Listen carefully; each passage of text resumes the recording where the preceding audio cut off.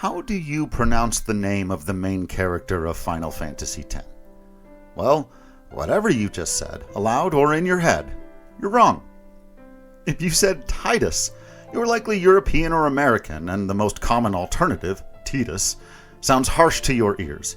It also fits with the Final Fantasy trope of having main characters like Cloud and Squall named after natural phenomena, in this case, the tide. It evokes the name Titus, perhaps most famously from Shakespeare's Titus Andronicus, lending it credence as an actual name that an actual human being would have. If you instead said Tidus, you might be Japanese or are at least educated in the language, or perhaps you heard it pronounced this way in Kingdom Hearts or World of Final Fantasy and took it as official canon. You might also point out that this pronunciation in Japanese evokes not the tide, but the sun, which is more consistent with the crest that he receives and his relationship to Yuna, a reference to the moon. To complicate matters further, the tides are also connected to the moon, potentially giving the name meaning in 2 languages. The character who opens Final Fantasy X by luring us to listen to his story never has his name spoken aloud. The first game in the series with voice acting, and yet they made the conscious decision to leave this up to interpretation. In fact, you can name the character whatever you want, so while everyone is saying it wrong, everyone is also saying it right, no matter what they say. But as for his default name, isn't it just pronounced however it's spelled in its native tongue? If only it were that simple.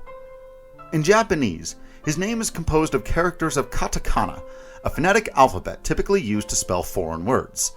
Translating from katakana can create a series of common mistranslations, as we have seen throughout the series, because, for example, the same character is used for both the TH and S sounds, as well as for Rs and Ls, which is how Aerith becomes Eris, or Argoth becomes Algus.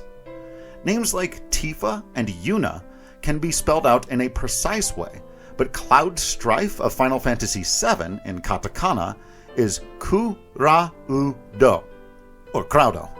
If you've ever played or watched any of the compilation in Japanese, you're familiar with this pronunciation.